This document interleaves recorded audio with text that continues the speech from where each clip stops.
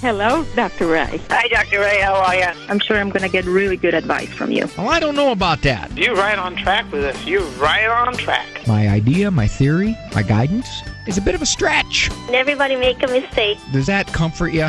No. Am I close? No. You are so wrong. You're so wonderful. Why do I have to be the insightful professional? Someone intelligent on radio. Yay. Did I make you feel a lot better or what? No, you made me feel worse. Now, from the studios of Living Bread Radio Network in Canton, Ohio, the hometown of Mother Angelica, here's Dr. Ray.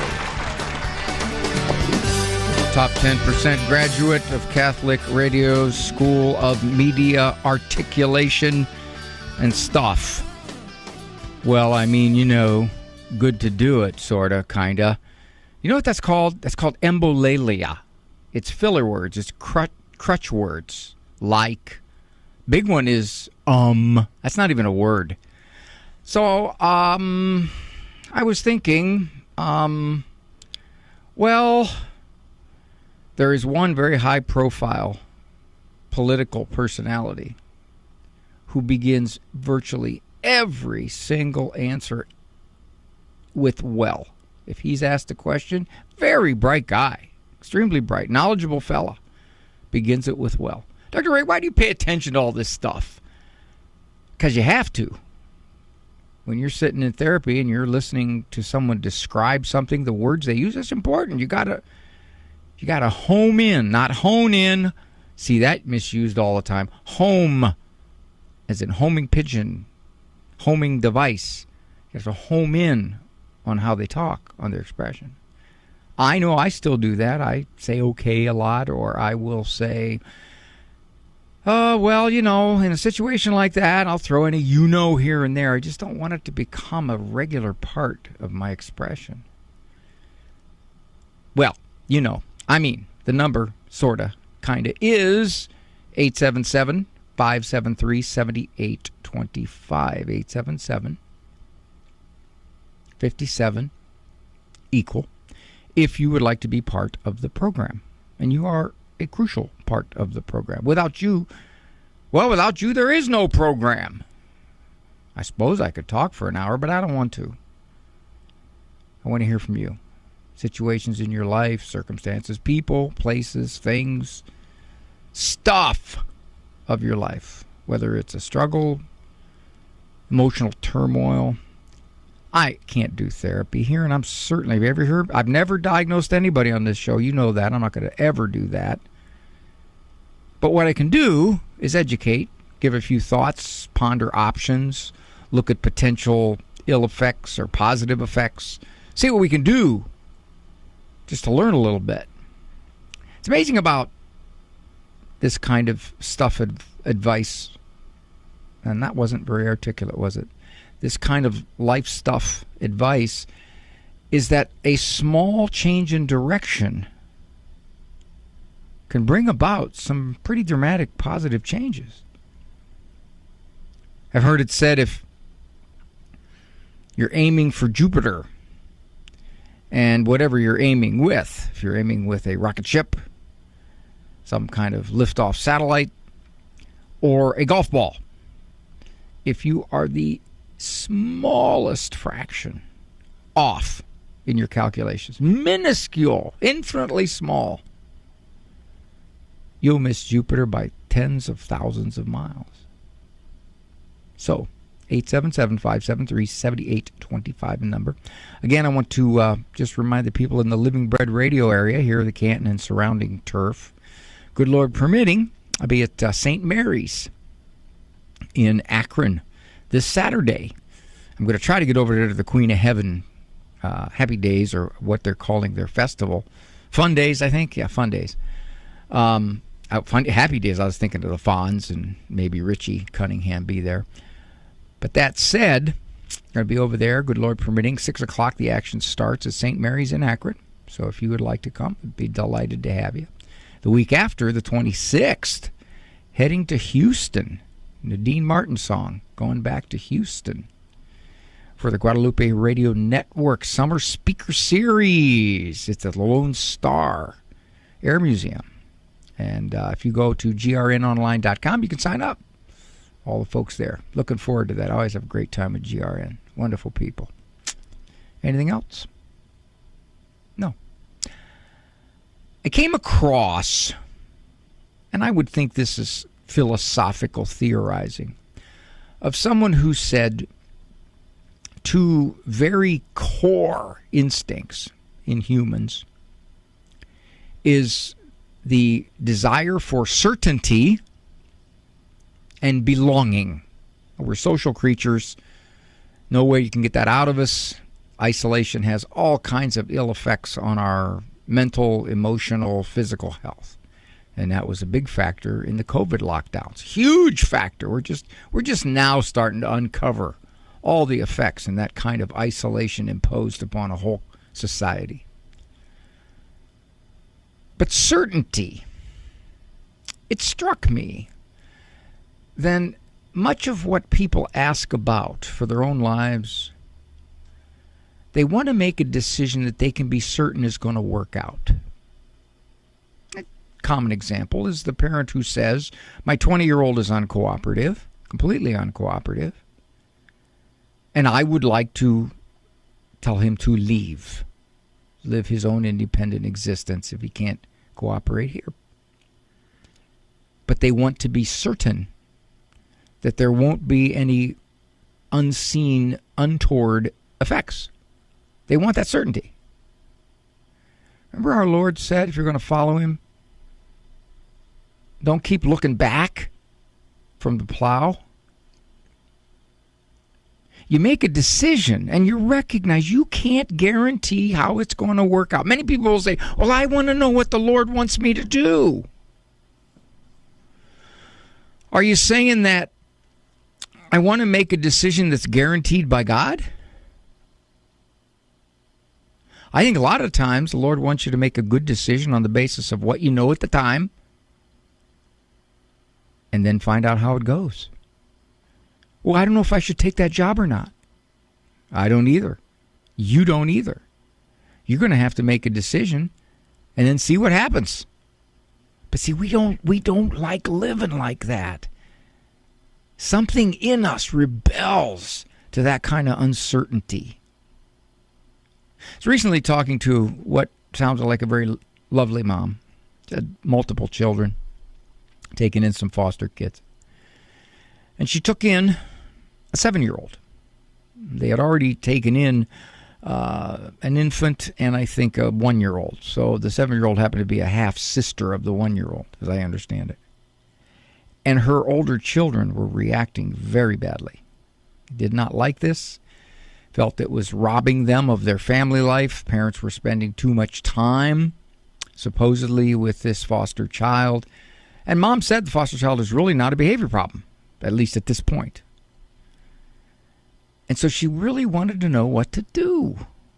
What do I do? Do I say to Children's Services, look, I just can't.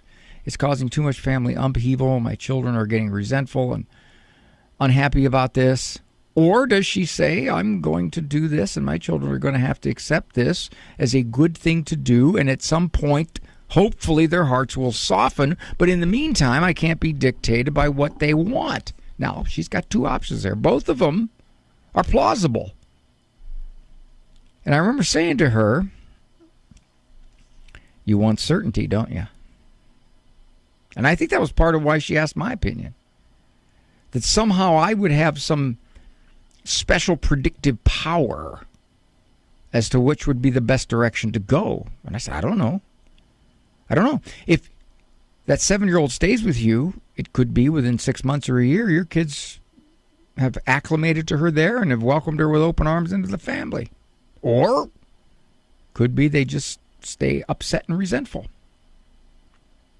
If you say to the local county agency, this is not something that we can take on. We've got a boatload of children, and we also have a couple of foster kids already. This is a lot. This is kind of an overload here. Can't do it. Well, that doesn't mean they're being unchristian. Doesn't mean they're being uncharitable. They're making a judgment. And that's what life is. It's a bunch of judgments. I didn't know when I was in college at all really what I wanted to do for a career. I thought it was engineering. After the first year, I found out it wasn't. Then I thought, okay, I'm going to prepare for law school. I'm going to go to law school. I took all kinds of law courses as an undergraduate, preparing. I took philosophy, too, which messed up my head for the rest of my life. Because I thought, okay, philosophy, critical thinking, this is what you need as an attorney, depending upon what area of the law you go into. So I headed in that direction. And it took me 3 years to find out, okay, that's not where I want to go. I had no certainty. I made a decision.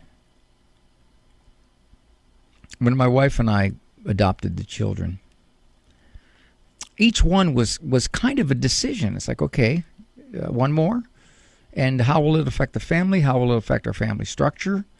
What will happen? Who of our children will like this and who won't? And when we adopted the twins, they were 4. It was like throwing a couple of fizzies right in the middle of our family life. Our 3-year-old started biting. One time she threatened, "You're going back." And my wife and I, who up at that point had a relatively quiet, disciplined family, things quite got undisciplined with the kids who didn't have much discipline their first several years of life. Bad move? No, it smoothed out. Took a couple of years, but it smoothed out. And at one point, my daughter, who most resisted this 4-year-old girl coming into our family, cited her as her best friend in adolescence. You can't know. That's the trouble. An analogy I use is if you have 1,000 parts for a decision, 501 say go in that direction, 499 say go in the other direction. You got to go with the 501. But that doesn't mean the 499 disappear. If you let them, they will be fuel for second guessing. Did I do the right thing? I mean, there's so many other factors over here that I've decided to either ignore or go against. Got to make that decision. Which is the best direction to go. And oftentimes, God isn't going to give you a clear answer.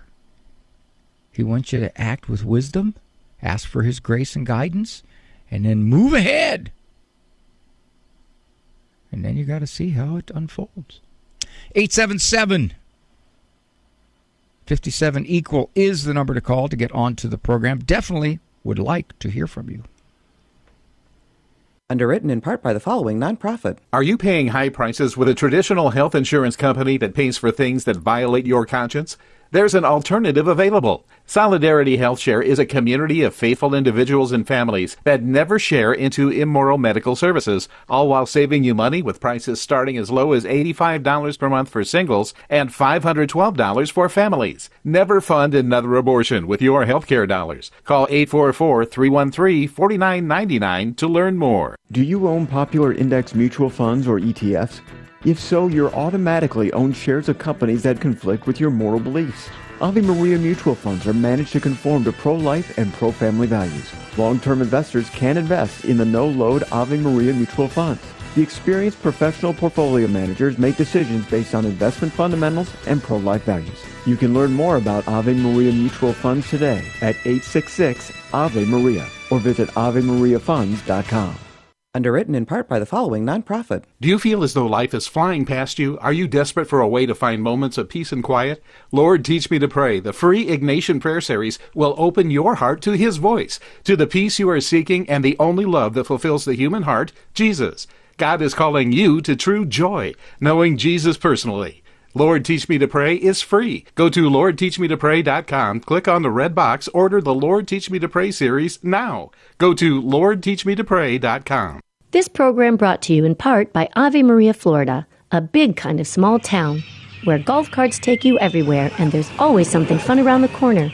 Discover championship golf, resort-style amenities, and a town center full of shopping and dining. With Ave Maria University and Ave Maria Catholic Church at its heart, it's a community full of connection and charm. More than 25 model homes are available for viewing. More information can be found at avemaria.com. That's avemaria.com.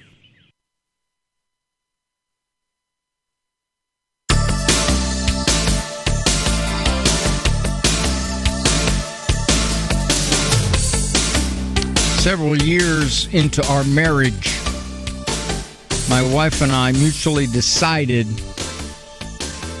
we didn't want children. The hard part of that was figuring out how to tell the kids. Not true, it's a joke. Come on. But Bianca, who apparently was listening to my opening monologue about certainty, the craving for certainty, says, okay, Dr. Ray, answer this one, Mr. Smarty Pants. Hi, Bianca. Hello, Bianca. Andrew, is Bianca there? Okay, he's going to check it out. Her question is this. When do you know it's the right time to have another child? See, there's the question of certainty. I want to know it's the right time. How will you know it's the right time? There are unknowns, many unknowns. Now, the Catholic teaching on this, going all the way back to Christ, has been pretty clear. To be open to life. Okay. All right, Bianca, are you there? Hi, yes, I am. Can you hear me now? I got you now. What happened to you, honey? Where'd you go? I could hear you the whole time. I'm not sure. So I hung up and I called quickly, and hopefully you can still take my question.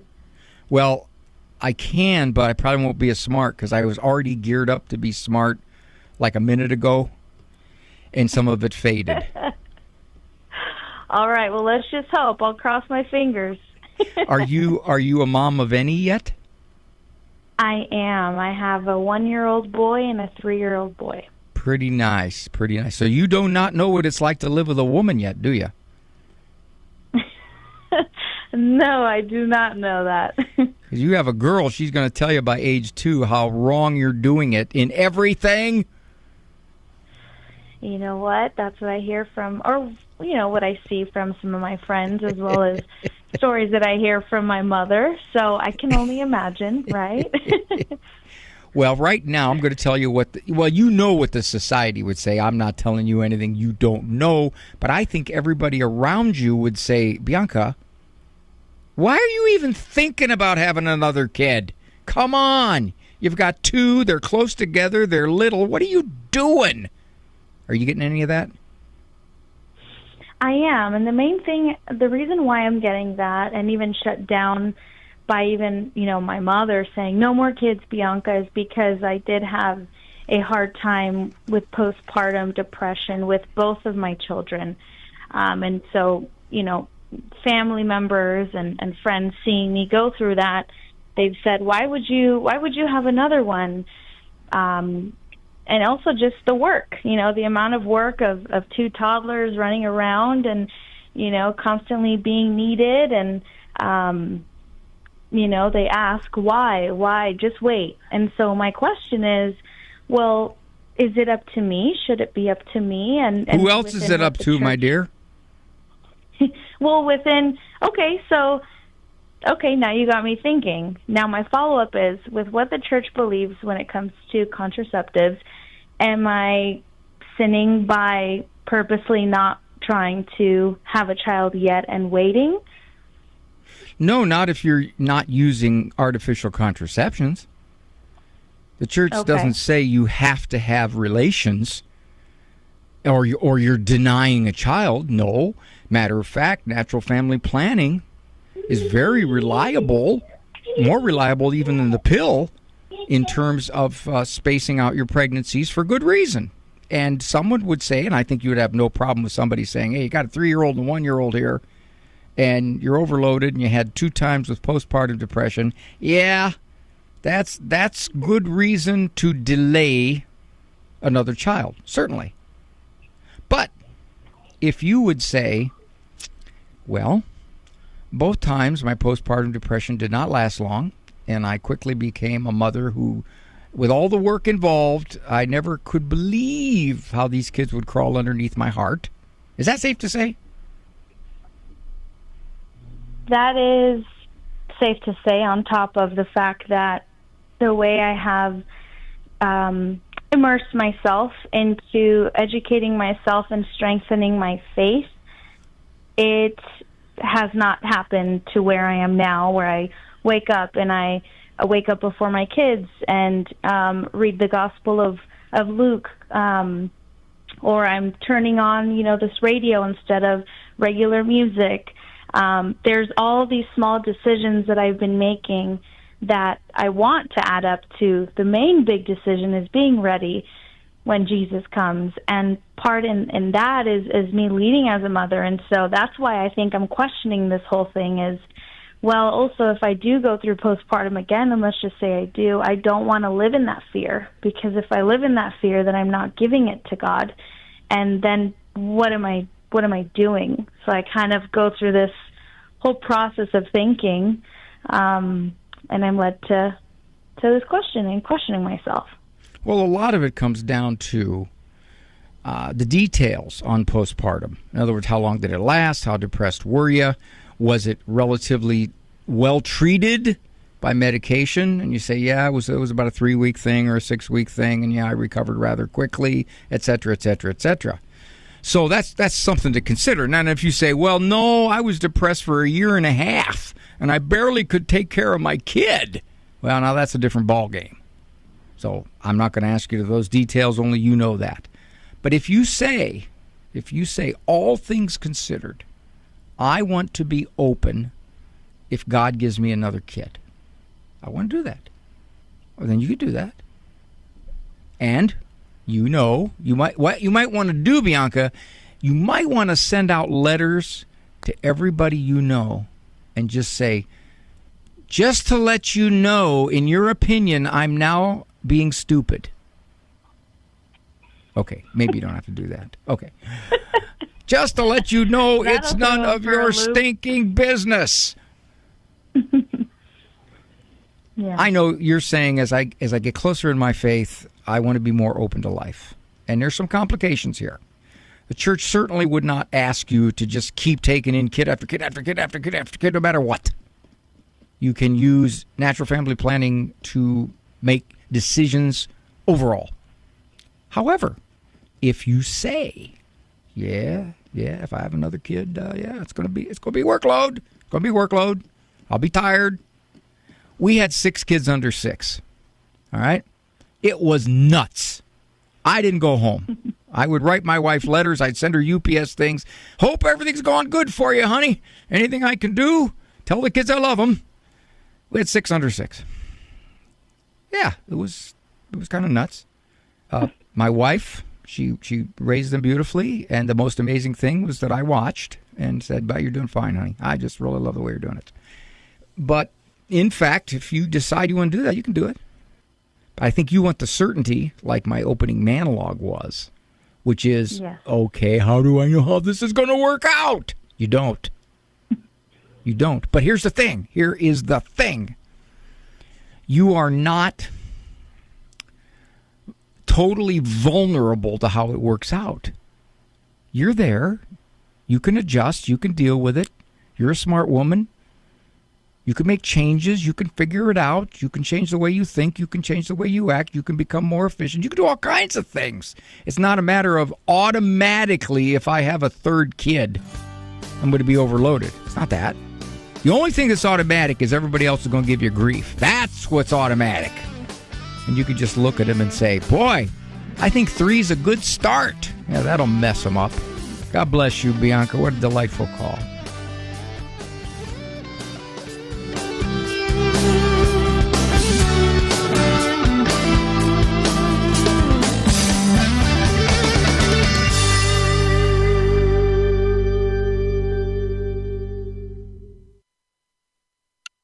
"60 Seconds" with Father Mitch Pacwa. Within the people of life and the people for life. That's who we are. The people of life and the people for life. part of our self-identity. The family has a decisive responsibility.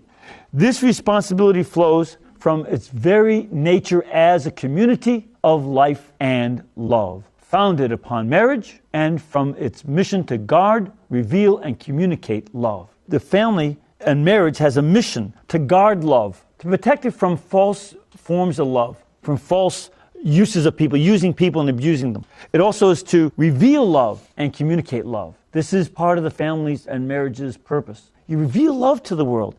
People say, oh, marriage is just a piece of paper. That's baloney. This is you saying to the public, I'm loving my wife and my husband and my children till death do us part. The people you know and trust are on EWTN. Christ is the answer with Father John Riccardo. I repeat, I'm sure ad nauseum to the guys who are here, a line from Pope Benedict Emeritus now, who used to say over and over again, to be a Christian is not the result of an ethical choice, but the result of an event, an encounter, a meeting with the living God in the person of Jesus Christ. This and nothing less is what it means to be a Christian. So we said the new evangelization is new in ardor. That's a kind of old-fashioned word. What in the world is ardor? Ardor is zeal, fervor, passion. Are you passionate about Jesus? Passionate about Jesus? Are you zealous for Jesus? Are you fervent for Jesus? Are we fervent for the gospel? Are we passionate about helping this world come to know him?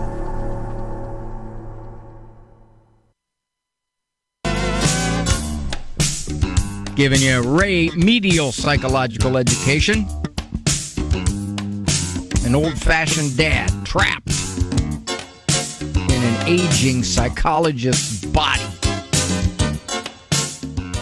Boy, was I upset yesterday. People said you get upset. Yeah, I got upset. I was doing the dumbbells on the bench. Prior to my surgery, I could do a certain amount. Post-surgery, I was getting very, very close to that amount until yesterday. I'm thinking, what's going on here? And my brother, who lives with me, said, Ray, you're now 8 months older than you were prior to your surgery. So we don't know if it was the surgery or your age. Thanks, buddy. Needed that encouragement. Maureen from New York has a question for me. Hi, Maureen. Hello. Thank you for the call. All right. Yeah, I adopted a son from Eastern Europe, and, I've had him for about 27 years. I got him at 3. It just seems like he was always, in the beginning, he was kind of contrary, and now it's like even worse. I'm always stepping on eggshells, and he gets very angry. He flies off the handle very quickly. I just don't know how to approach him anymore. I mean, he's like very impulsive, unreasonable. You can't talk to him, and he's way past 25. I mean, does he live with you? I don't know what to do. Does he live with you? Well, right now I gave him an apartment. I pretty much pay for everything because I want him to do a little cleaning there on this property, and I give him little chores to do. But whenever I give him a chore to do, he'll say, give me more, give me more. I go, but you haven't even done the first chore. Mm-hmm. And he's and also a habitual liar. Like he'll say, I'm cleaning the apartment when I go and there's trash all over the place. Like I was there yesterday. He went to work and I was like, it was so hot in the apartment. I said, well, there's an air conditioner, put it in. I know, and he's always tired. I don't know. And I tell him, go for a checkup. It just seems he's not happy. Maureen, when you adopted him from Eastern Europe, which country was it? Romania, Bulgaria, where was it? Well, it was Russia. Okay. And how old was he? He just became 3. And do you know 3? And when I got him, he was just 2 months past his 3rd birthday. He was there a short time because the person managed the orphanage. Her daughter couldn't conceive, so she was thinking of adopting him. Then she conceived and she gave him up. But he was going to their place on the weekend, and there were nice little pictures of them on picnics and everything together. So he was kind of privileged at the orphanage. It seemed that way by pictures. So he spent 3 years at an orphanage. Yeah. Okay. But also like part-time in someone's house. Mm-hmm. Do you know if there was any? Like, do you know if there's any alcohol use when she was in? I don't know, because the records were. I didn't get much on the records, but it just like he flies off the handle very easily. Okay. And right now he's like more frustrated because I don't know. His girlfriend left him after 4 years. Just because I said, why did you leave? I mean, she told me, she was because basically lying. You can't trust him. He lies a lot, and he does the same thing to me. I'm cleaning, Mom. I'm going to send you a picture. I don't even respond anymore because he's been saying that for the last 3 years. So I don't respond anymore. Maureen, when you do not know the history of a child, especially one from overseas, you can probably assume they're going to be hard to raise. There's going to be perhaps learning problems, personality adjustment problems, impulse problems, deception problems, things that are hard to socialize out of this child as he gets older. Because that first 3 years, and in the womb, he was not with you. He didn't have your stimulation. He didn't have your interaction with adults. When you live in an orphanage, forget it. There was just a boatload of kids there, and whatever attention he got was bits and pieces from workers. So in many, many respects, he was probably delayed, and his neurological development, especially in the higher parts of the brain that are involved with judgment, good decision-making, anticipation, impulse control, weighing consequences, all these things didn't quite get the meat that they would have gotten if he was with you. Now, that said, what that means is, and I'm certain... Go ahead. But what can I do going forward? I understand all this. I took a chance, and I'm not blaming anyone. I made that decision. What you do going forward... What can I do going forward? Because he's basically not a bad person. What you do going forward is you recognize, unfortunately, that he's going to make a lot of bad moves. Oh, yeah. And you're going to either hear about him or be asked to pick up the pieces, and you'll have to decide whether you will, or do what you said to me just a few sentences ago, which is, I don't even want pictures anymore because I know he lies. All right? So you solved that problem. Yeah, you solved that problem. You're not going to frustrate yourself because he doesn't tell you the truth. And you know that now. So you don't get all upset. You recognize... No, that's why I handle it better now, calmer. That's the best thing you can do. You recognize he's a 27-year-old young man who is, at this point, probably very immature and is... Oh, my God. You said it so immature. Yesterday, I just spoke to him, and he didn't like what I said. He came from work, and he slammed the door so hard I thought it broke. Certainly. That's right. You can't even... Right. I don't want to say quit trying, but what I'm going to say is, in many respects, you have to let him make his decisions, feel the results, and recognize you can't, in many cases, make it better. You can't. Okay? He's going to do what he wants, and you even tried to give him advice, and he exploded. So, given all that, you got a young man that you're actually supporting by letting him live in a place, and you've had a few requirements on him, most of which he hasn't even met.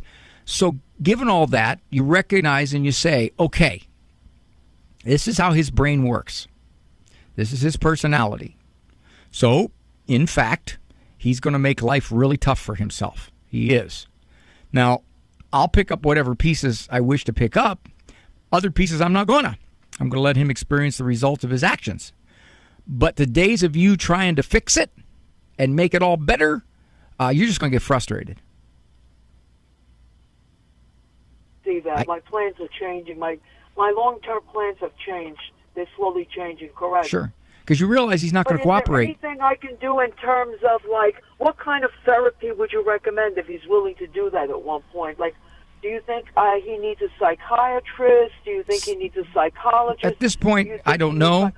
I can't know, but if he's willing to go to a counselor to help him think through his decisions and maybe make a few better ones, okay. But at this point, it sounds like he's just going to get knocked around by life because he makes the same mistakes over and over again. Maureen, thank you so much, and God bless you for adopting this young man. You gave him a loving home and a loving mother. And you know what my wife says? If he weren't with you, he wouldn't have anybody to pray for him.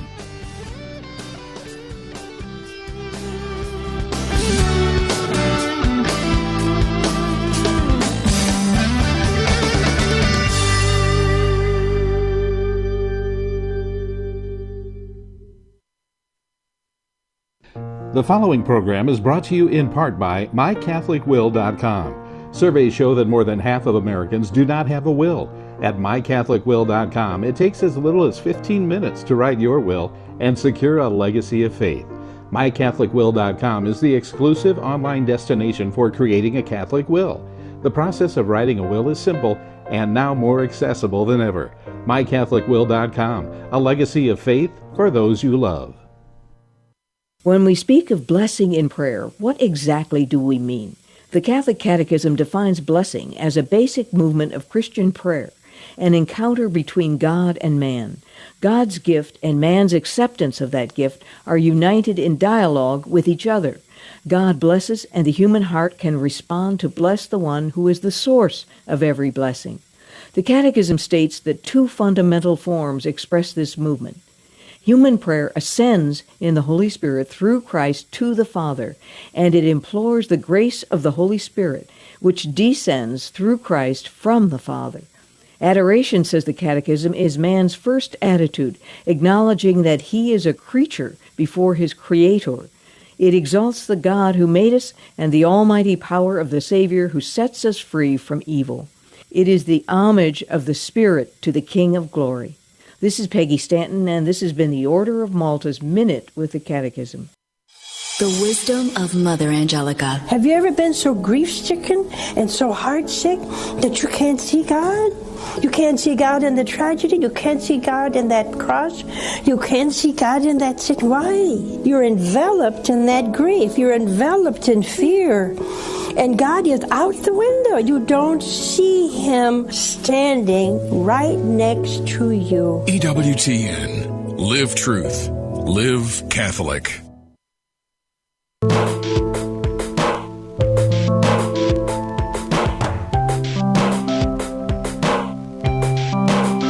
Your 60-minute sight aerobic workout here on the Doctor is In. Co-production of the EWTN Global Catholic Radio Network and Ave Maria Radio Communications there in Ann Arbor. I want to send out some congratulations here. Let me get this one. Yes, here we go. This is to 10 years. 10 years on the EWTN Radio Network, KSWZ 105.3 FM. They serve St. George and Manhattan, Kansas. So congratulations to Kent Hampton and his team at the Sword of St. George from all of us here at EWTN. This is great. I just love seeing all these new and ongoing affiliates. One more thing before I go to your calls. And you guys are probably getting tired of this if you're any kind of regular listener. And Andrew Kruchek, my producer, man, he's a somewhat regular listener. I don't think he listens the whole time, even though he's in the studio. I think he puts on another station or another host. But, again, we're going to...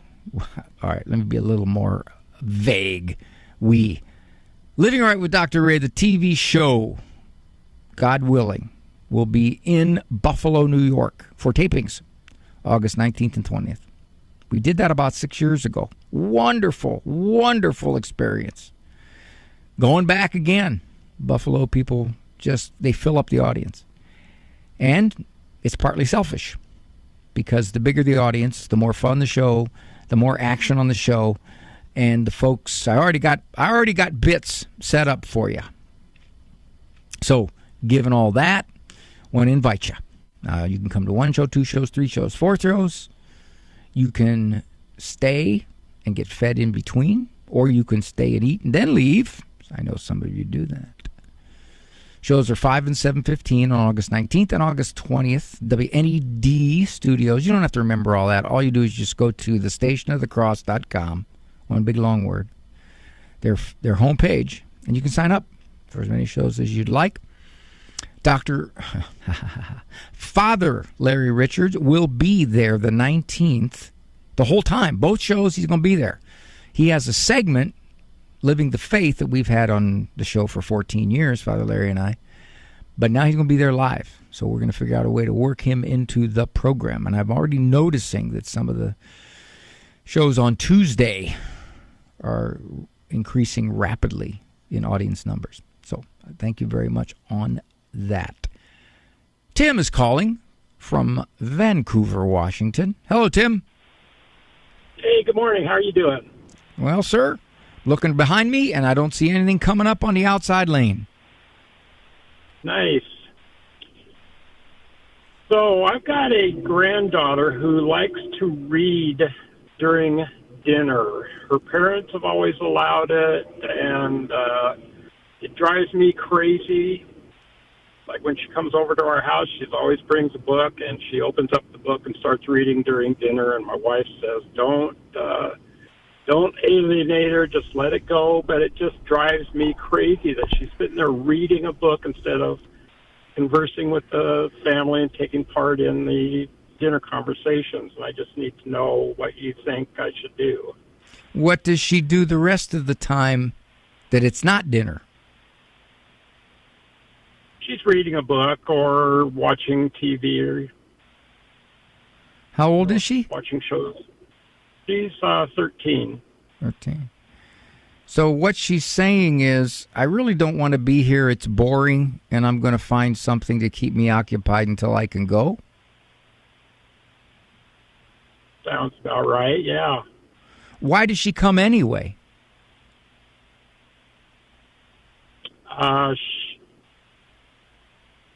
She enjoys visiting, I guess, with us, but playing games and such. She likes playing games when she comes over, board games, card games, things like that. But when there's nothing else going on, or like I say, during dinner, she's got a book out and she's reading. And your wife is just flat out scared that if you say dinner time is time for us to sit and eat and have company, your wife is afraid that she'll just hate that and she won't come back. Well, she's not afraid. She just doesn't want us forcing our opinions onto her. Oh. Well, where does forcing your opinions onto her end? Let's say she's with you on Sunday and you're going to go to church. Is that forcing your opinion on her? Let's say that she wants to wear something that is truly inappropriate for a 13-year-old. Is that forcing your opinion on her? I mean, where does this forcing your opinion end? Well, if it's something that is really, inappropriate, then of course we would probably say something to her mother about it. What if you said to your wife, I'm going to require her not to read at the table? What would your wife do? She would ask me to just leave her be. She's already done that. So if you said, okay, I've heard your opinion, I don't agree, and I'm not going to let her read at the table because I just want to have some time to relax and interact with her, what would your wife do? Well, it would never come to that. I would never force something onto my wife, for one thing, that she felt that I shouldn't be doing. Okay. That she felt would So that probably would never occur. But if it did, she would object to it. But well, Tim, you've just set the terms. You've said I'm helpless in doing anything about this. I can't simply say, honey, at the dinner table we don't read, we don't have the phones out, we don't do anything. We just talk to each other. You've already said I can't do that because my wife would veto it. The only option you have left is to take your granddaughter aside and talk with her about that and say, I really wish you wouldn't read at the table. I really enjoy your company, and I'd like to talk to you. Now, my gut tells me you've already done that. No, I have not. Good, all right. Good suggestion. Good recommendation. Well, if you haven't done that, you just got to try it. Yeah, and then if she just ignores you, then she's making a very strong statement. It's not, I wish to read because it's boring sitting at the dinner table with you guys. She's saying, I don't care what you'd like. I'm going to do this anyway.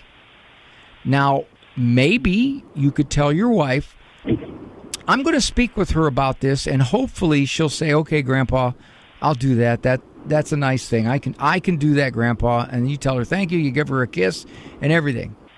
And you could tell your wife, I tried that, and she just ignored it. She blew it off. Now what do we do? And your wife will probably say, well, then we just let her do what she wants.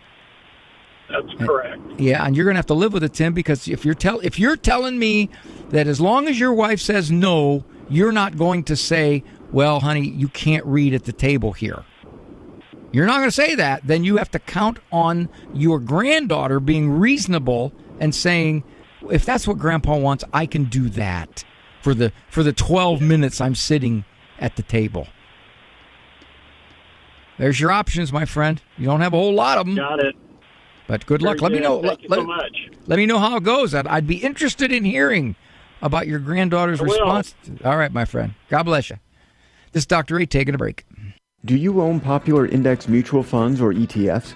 If so, you're automatically own shares of companies that conflict with your moral beliefs. Ave Maria mutual funds are managed to conform to pro-life and pro-family values. Long-term investors can invest in the no-load Ave Maria mutual funds. The experienced professional portfolio managers make decisions based on investment fundamentals and pro-life values. You can learn more about Ave Maria mutual funds today at 866-AVE-MARIA or visit AveMariaFunds.com. You like pizza? Me too. And for that, we can thank our friend, Tom Monahan. First, he starts with $900 and opens one pizza shop. Then it's worldwide, thousands of shops. But all this was just a warm-up for his greatest achievement yet. He built a university. God inspired Tom to build up generations of men and women who have a hunger to reach the world for Christ. This place is Ave Maria University. Visit avemaria.edu to see what's next. Hello, Steve Ray here from Footprints of God Pilgrimages. Want to celebrate some amazing anniversaries this year in France?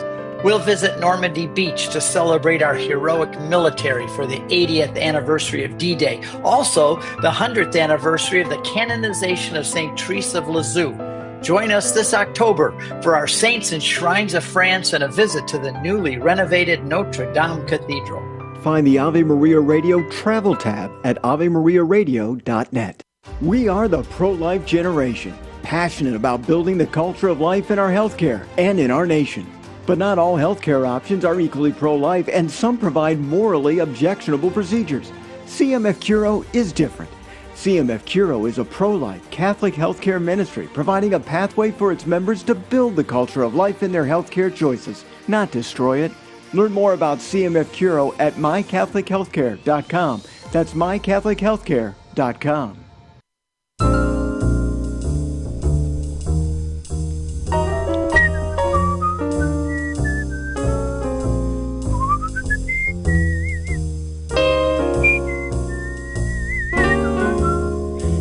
Bing Crosby, the man with that incredible baritone voice, said, supposedly, that he was most proud of his whistling ability. The song White Christmas has a little whistle riff to it. And that's Bing. He's whistling during the White Christmas song. One of the big singers, I think it was Sinatra, turned down the song. Thought it was a little too, kind of bland, perhaps hokey. And it went on to be the all-time biggest seller. And Bing Crosby never took a royalty for it and for Silent Night. He said it wasn't right to make money, at least with those songs, off our Lord's birth. Those, you don't hear too much of that coming from too many stars nowadays. I want to just close up with this. I don't have time to grab another thing. This is no longer the days when out-of-wedlock pregnancies were rarer. Statistics in the U.S. on an out-of-wedlock pregnancy was, I think, under 10% in 1960. It's approaching 50% now. So, typically, more children were placed for adoption because they were born in circumstances that were not risky. A very high percentage of adopted kids now are coming from very, very different circumstances. Either overseas, usually delayed in the adoption, 1, 2, 3, 4 years, or they've been drug and alcohol exposed in the womb and birth mom lost custody. Children's Services came in. A lot of at-risk type of scenarios. Because of that, neurologically speaking, unfortunately, in a percentage now, again, this is the old craving certainty. You can't know for sure. All right, some of my kids have had rough circumstances, and they went on to be beautiful human beings, very mature, very level-headed. So you can't totally predict. However, what you can say is the likelihood is higher that these kids are going to have long-lasting adjustment problems in life. Marine's call with her 27-year-old son. She described a history of him being immature, maybe defiant, deceptive, sneaky. A lot of things that would enter into his making very poor decisions. Or drifting. Not so much making poor decisions, but making no decisions. It's kind of existing. And that isn't something that you look at and say, well, psychologically speaking, what were the dynamics here in his upbringing? In many cases, if the parents say, well, I don't know how well I handled it, and maybe that was the problem. Well, what was happening was they were reacting.